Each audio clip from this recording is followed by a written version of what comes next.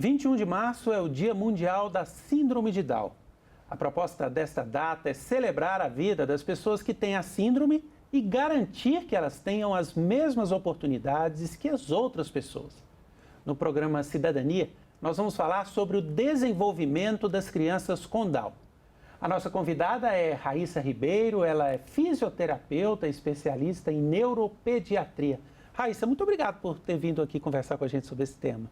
Eu que agradeço pelo convite, espero poder ajudar todo mundo aqui um pouquinho mais sobre essas crianças tão incríveis que a gente tem.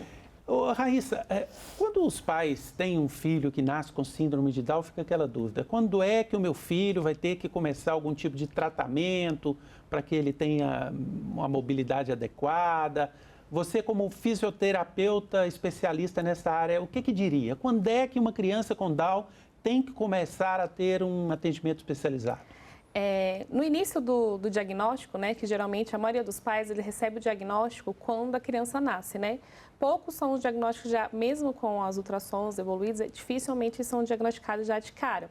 Então, no primeiro início, eles recebem um baque com essa informação, né? Com essa criança com esse diagnóstico. Então, eles começam a passar por vários profissionais, né? Inicialmente na área da medicina, e depois é encaminhado já diretamente para a fisioterapia. O ideal é que, assim que possível, saiu do hospital, a gente já iniciar. Por que é importante isso?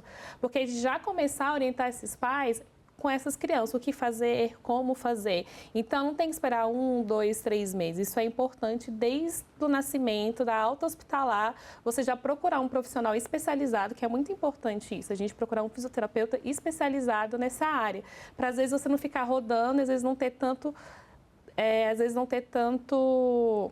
conhecimento e poder ajudar de uma forma adequada o seu filho. Então, assim, quando o paciente saiu do hospital, já é indicado já encontrar um fisioterapeuta para começar a estimulação precoce. Nós poderíamos dizer, então, para os pais que toda criança com Down vai precisar de um atendimento em fisioterapia, alguns não vão precisar, são todos? São todas as crianças com Down precisam. Todas as crianças, porque elas nascem com algumas características específicas que vai ter o atraso de desenvolvimento global. E a principal característica é a hipotonia. Então, um desses fatores é muito importante já iniciar a intervenção precoce. Hipotonia seria a musculatura fraca? Isso, é a questão do tônus muscular, a gente tem um tônus, né? Então, a gente tem gente mais rígida, tem gente que tem um tônus um pouco mais baixo. Então, a criança com síndrome de Down, as crianças com síndromes em geral, elas têm um tônus muito baixo, então que é a hipotonia muscular, que isso vai fazer o quê? É como se o músculo fosse ficar mais fraco, é mais difícil ele vencer a gravidade, então ele precisa de trabalhar bastante força para ele conseguir vencer essa gravidade. Então, o objetivo da intervenção nessa fase é quase que exclusivamente esse fortalecimento muscular. Isso, esse fortalecimento muscular, para a gente estimular o controle cervical, o controle de tronco, sentar. Então, todo esse processo, desde o início, ele vai focar para o grande, né? Até a gente chegar ao andar. Então, a gente precisa começar com o controle cervical para a gente conseguir chegar numa marcha. Os pais podem perguntar assim, mas o meu filho tão frágil, tão pequenininho, ainda com dias, com meses, vai fazer o que numa fisioterapia? Que tipo de atividade se faz com uma criança dessa nessa fase ainda? Assim, a primeira coisa que a gente vai fazer é orientar mesmo eles. É justamente achar que essas crianças são frágeis e às vezes os pais fazem o quê? Um pacotinho e a gente não mexe com essa criança. A gente precisa o quê? Estimular essa criança. Como? Então, a gente vai estimular com os estímulos vestibulares. Raíssa, o que seriam esses estímulos vestibulares? A gente pegar um bebezinho, balançar, às vezes numa rede, até o próprio ninar dos pais, a gente orienta eles a fazerem, às vezes com mais frequência, às vezes com mais estímulo. E um dos principais coisas que a gente deve fazer é colocar a criança de barriguinha para baixo, porque é a partir desse momento que a gente começa a colocar a criança de barriga para baixo que ela vai começar a fortalecer essa musculatura da cabeça, essa musculatura da coluna. Então, assim, não só as crianças com síndrome de Down, todos os bebês, a partir que saiu da maternidade, é importante a gente já colocar de barriguinha para baixo, para a gente começar a fortalecer essa musculatura. Você falou aí que o importante é que os pais procurem um serviço de fisioterapia ou um fisioterapeuta especializado. Qual que é a diferença do fisioterapeuta comum, daquele que tem uma especialização para trabalhar com esse tipo de criança? Eu gosto de pensar, para ficar um pouco mais fácil, a gente pensar na medicina, que é um pouco mais amplo, né? A medicina, quando um médico sai formado, ele sai generalista, então ele atua em todas as áreas, né? Pode atuar em todas as áreas, mas ele faz o quê? Ele especializa em uma outra área. A fisioterapia, ela não é diferente disso. Então, é importante porque quando a gente sai da faculdade, a gente sabe um pouquinho de cada coisa. Então, para a gente se especializar, a gente precisa estudar um pouco mais para a gente se tornar especialista, né? A gente até na fisioterapia, a gente tem titulação, a gente faz uma prova para a gente se tornar especialista nessa área. Então, é a mesma forma da medicina. Então, se a gente tem um problema cardíaco, a gente vai um cardiologista. Então, na fisioterapia, por exemplo, tem essa especialidade também. Então, são profissionais especializados que estudou aprofundadamente essa área. Bom, eu estava estudando sobre esse assunto para a nossa entrevista e vi que muitos profissionais que trabalham com as crianças com síndrome de Down e outras crianças com necessidades especiais, usam uma técnica chamada de Bobot Baby. Bobot. Eu queria que você explicasse o que é isso. O Bobot é uma técnica, é um conceito, né, que a gente fala para tratar com as crianças neurodivergentes, né? Então, ela foi criada principalmente para tratar as crianças com paralisia cerebral, crianças com síndromes. O Bobot Baby, né, ele é específico para os bebês, né? A gente tem um Bobot infantil, que é para as crianças, e o Bobot Baby. Então, ele vem numa abordagem que a gente vai fazer o quê? A gente vai facilitar esse desenvolvimento dessa criança. Então, a criança, ela não consegue, a gente não vai fazer por ela, a gente vai ajudar ela. Então, a gente vai fortalecer, ela não consegue fazer alcance, então, eu não vou fazer por ela, eu vou estimular que ela faça e facilitar esse movimento para ela poder fazer. Então, o Bobot, ele veio com esse conceito de a gente pensar na neuroplasticidade dessas crianças, né? Que é o quê? Da gente estimular aquela parte do cérebro que ainda existe, que está boa. No caso da síndrome de Down, a criança tem uma atrofia, então a gente tem que estimular para fazer novas conexões. Então, o Bobot, ele vai ajudar nessa questão mesmo, de a gente estimular de uma forma adequada. Não só simplesmente a criança não consegue rolar ela, mas por que ela não está rolando? Então, ela não está rolando porque ela tem uma fraqueza muscular, então a gente vai fortalecer. Como que a gente vai fortalecer? Então, ele dá toda essa bagagem para a gente poder estimular a criança de uma forma adequada. Eu imagino que muitos pais, quando têm filhos com síndrome de Down e que levaram a criança a um profissional, estão ali acompanhando o tratamento, muitos devem ficar com aquela angústia. Eu não estou vendo o resultado. Meu filho já está aqui há tantos meses, ele ainda não anda, ele não consegue usar bem a mão. O que dizer para esses pais? De fato, esse é um processo longo? Como é que vocês podem abordar os pais que vivem essa situação? Quando os pais chegam para a gente, né, eles sempre perguntam duas coisas, né? Quando a criança vai andar e quando ela vai falar. Que são essas coisas mais básicas do ser humano que os pais querem saber. A gente faz uma avaliação e dessa avaliação a gente consegue ter um prognóstico, né? E pelos estudos científicos também existe um prognóstico de marcha, no caso, a gente pensando uma criança com síndrome de Down. O prognóstico de marcha para algumas crianças que não faz tantas intervenções, que não tem tanto acompanhamento, é por volta dos 3 anos de idade. Mas, a partir do momento que essa criança tem estímulo, ela está ali, ela consegue andar por volta de 1 ano e 9, antes dos 2 anos, antes dos 3 anos. Então, por isso que é muito importante esse estímulo desde cedo, porque vai fazer diferença a longo prazo para essas crianças. Você falou que o estímulo inicial, o objetivo inicial é o fortalecimento muscular, né? Eu falei aqui das crianças andarem. Mas se não houver esse estímulo, podem ser prejudicadas outras atividades motoras? Por exemplo, a criança pode ter dificuldade em pegar uma tesoura, cortar um papel, um lápis, quando já estiver chegando ali na idade da pré-escola. A falta do investimento inicial no fortalecimento muscular pode prejudicar essas outras questões?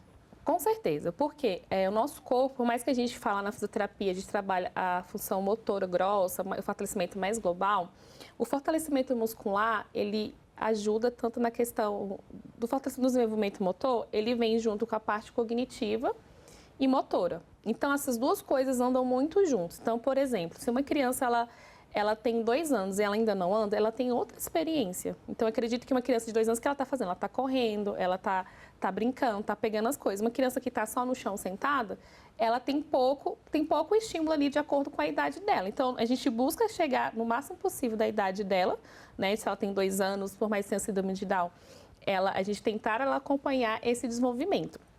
Então, se a gente não faz esse estímulo desde muito cedo, além da parte motora vai ficar atrasada, o cognitivo vai, porque ela não tem um estímulo correto. Então, a gente anda ou faz algo por algum motivo, que eu quero pegar uma coisa, porque eu quero brincar. Eu não ando aleatoriamente. Então, isso tudo anda em conjunto. Então, se a criança ela não anda, se ela não engatinha, por exemplo, a chance dela ter uma fraqueza muscular e não conseguir escrever ou ter dificuldade na escrita é muito grande. Até a questão da fala.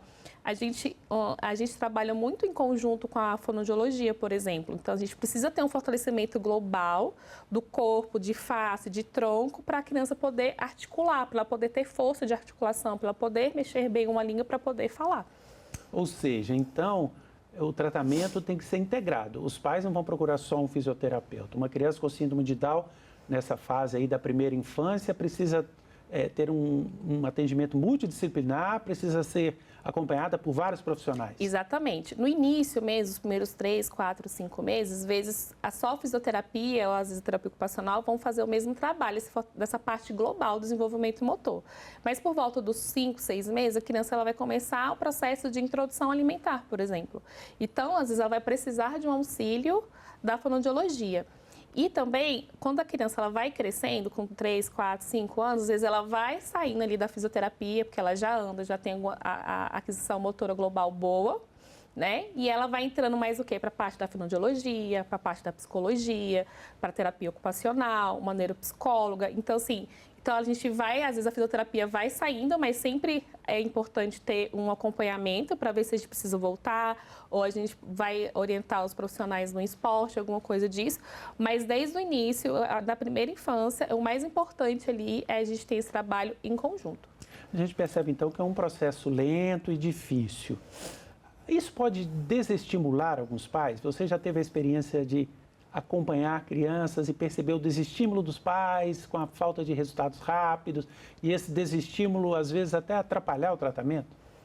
Na primeira infância é um pouco mais difícil esse desestímulo, né? Então os pais ali nos primeiros anos de vida eles vão estimulando. Quando as crianças vão crescendo, que vai mudando o foco de algumas outras questões, às vezes acontece esses estímulos, às vezes para de fazer as terapias, às vezes, enfim, tem umas dificuldades de escola, de tudo, então eles às vezes vão desestimulando. Mas na primeira infância, geralmente, é um pouco mais difícil isso, pelo menos no público que eu atendo, né? Onde a gente atende, que também é um pouco diferenciado. Mas na primeira infância, não, eles ainda são motivados, eles ainda querem buscar. Acho que quando eles vão crescendo, eu acho que o maior desafio mesmo é quando eles vão entrando ali na adolescência, na fase adulta.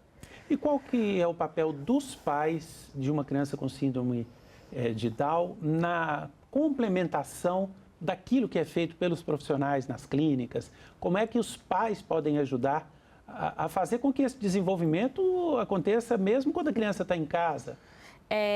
Por isso que é muito importante a equipe trabalhar em conjunto com a família, né? Então, a gente costuma sempre trabalhar muito como?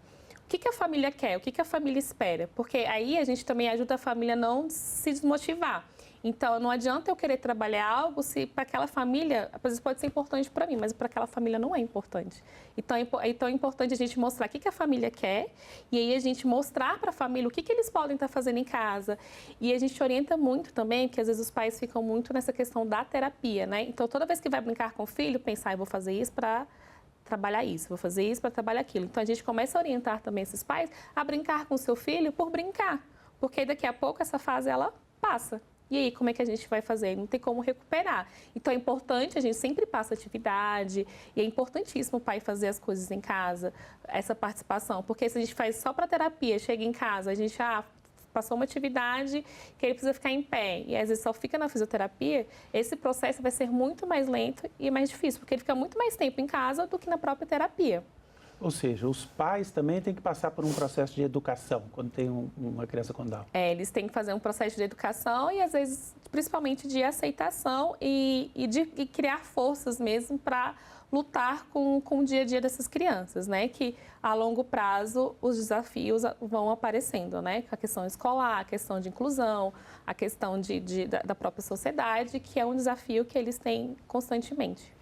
As crianças com síndrome de Down, nesse aspecto do desenvolvimento motor, do desenvolvimento inicial, elas têm alguma diferença, algum aspecto específico quando a gente compara com outras crianças até com paralisia cerebral, com autismo, outras crianças neurodivergentes? Há algo específico das crianças com Down? A criança com síndrome de Down, o que é bem específico é a deficiência intelectual. Então, todas as crianças com síndrome de Down, elas vão ter deficiência intelectual.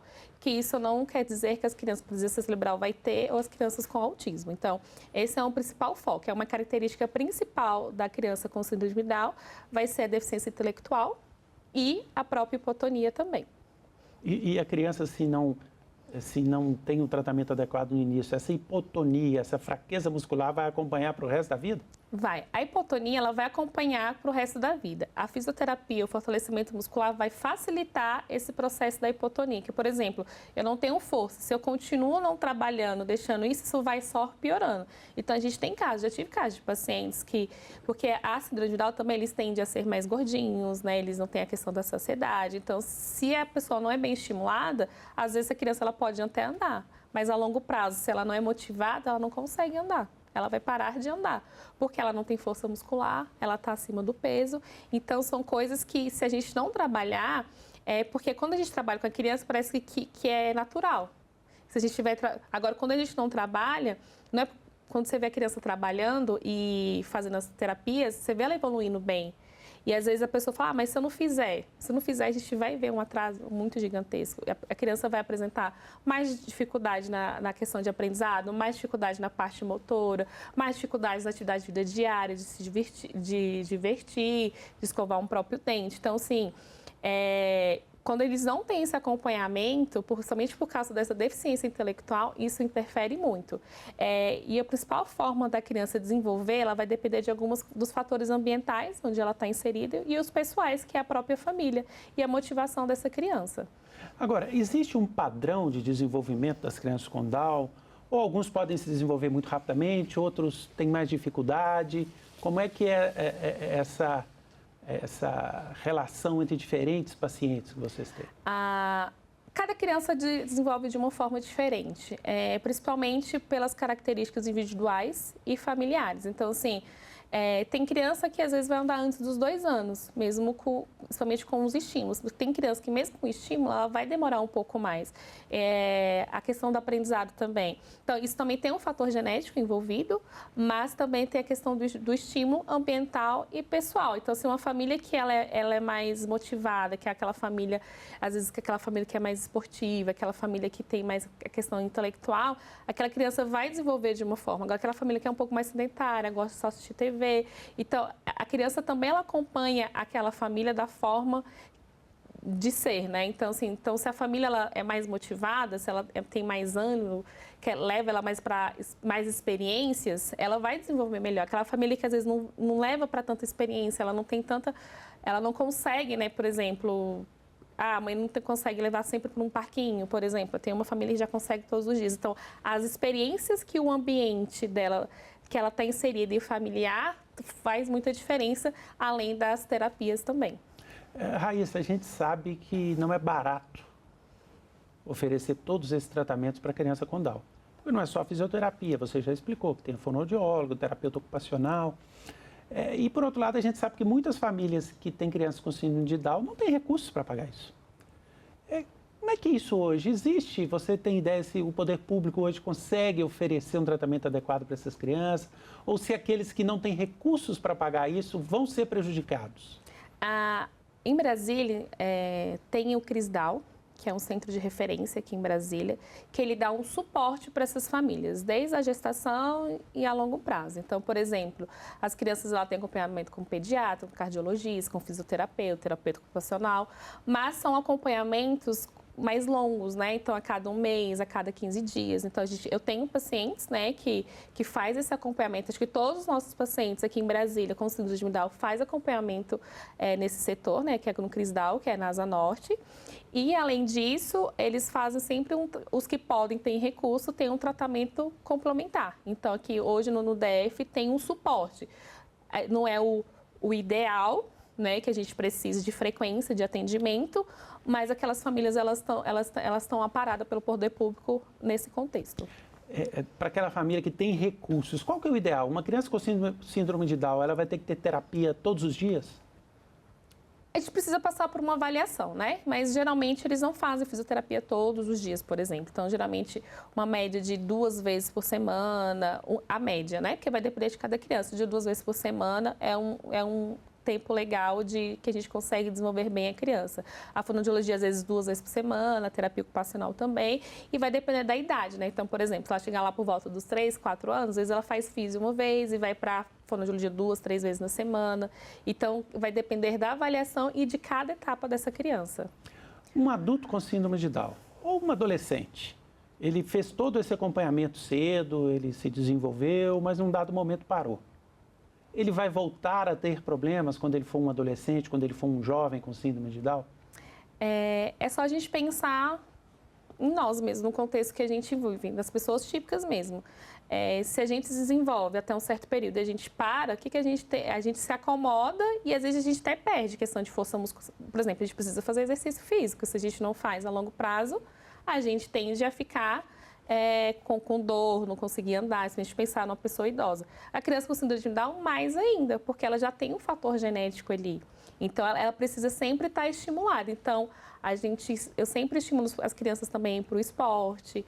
Então, se ela não está inserida, às vezes, ali na fisioterapia somente, mas ir para um esporte, para alguma outra coisa, a gente precisa estar em movimento, senão a gente vai perder. E eles ainda mais pelo fator genético. Então, agora vem uma situação contrária. Uma criança com Down não pôde fazer um acompanhamento adequado quando nasceu, por uma série de motivos. Uhum. E depois, quando já é uma criança ali com seus 8, 9, 10 anos, a família ou se despertou ou conseguiu recursos para fazer. É possível recuperar o tempo perdido? Quer dizer, eu não tive o tratamento precoce entre 0 e 6 meses, eu só consigo acessar um tratamento adequado já ali nos meus 10 anos. Eu consigo recuperar ou tem coisa que não dá para recuperar? Recuperar, tudo eu acho muito difícil, mas a gente consegue melhorar, porque a gente está sempre em desenvolvimento, né? O nosso cérebro tem sempre a capacidade de aprendizado. Mas falar assim, uma criança que sempre fez terapia e uma criança que vai começar a terapia só com 7, 8 anos de idade, ela perdeu já muita coisa. Então, já passaram 7 anos. Então, a janela do neurodesenvolvimento infantil, ele já passou muito, mas isso não quer dizer que ela não vai desenvolver. Mas, assim, a gente não consegue meio que recuperar e nem dar a mesma qualidade de desenvolvimento como ela teria quando ela era desde bebezinha. Ela vai melhorar um pouquinho, mas não vai chegar. Não chega, né? Porque ela perdeu, querendo ela perdeu 7 anos ali da gente estar desenvolvendo, da gente estar trabalhando com ela. Então, mas ela recupera, a gente consegue trabalhar de acordo com aquela criança ali. Mas a gente vai conseguir melhorar? Vai. É melhor do que ela não fazer. Mas, igual comparado a uma criança que fez desde sempre, a gente nunca vai conseguir igualar. Raíssa, você que tem experiência no trato com essas crianças, como é que é possível melhorar a inserção e a integração dessas crianças com Down em ambientes como a escola ou até na relação com outras crianças? O que é preciso a sociedade se despertar em relação a isso? Eu acho assim, né, uma opinião minha pessoal mesmo, eu acho que o principal é as pessoas quererem e os pais dessas crianças ensinarem as outras crianças, os outros pais. Porque quando você não está nesse mundo, a gente não tem noção da dificuldade de todo o processo. E pensando na escola, eu acho que é o mais difícil hoje em dia. A gente já melhorou muito, né, nessa questão da inclusão, mas a gente está muito longe do ideal. Eu acho que a primeira coisa que a gente precisa é ter uma boa vontade. Eu acho que é o mínimo, de querer ajudar aquela criança. E depois disso, da gente querer ter essa intenção, eu acho que aí vem as outras questões de estudar, de como é que eu faço, como é que os profissionais podem estar ajudando esses familiares, essa escola a incluir, né? Hoje a gente só tem uma inclusão porque teve um pai que foi lá atrás e brigou. Senão, provavelmente, a gente não teria inclusão, não só as crianças com síndrome de Down, mas de autismo, um paralisia cerebral. Então, acho que o primeiro passo é a educação mesmo dos pais com as outras crianças nessa inclusão, de não ter medo de explicar o que é. E criança por si só, as crianças pequenininhas, elas não veem maldade. Eu mesmo cresci com uma criança com síndrome de Down e ali na infância, a gente só consegue perceber quando estiver crescendo que tem algo diferente.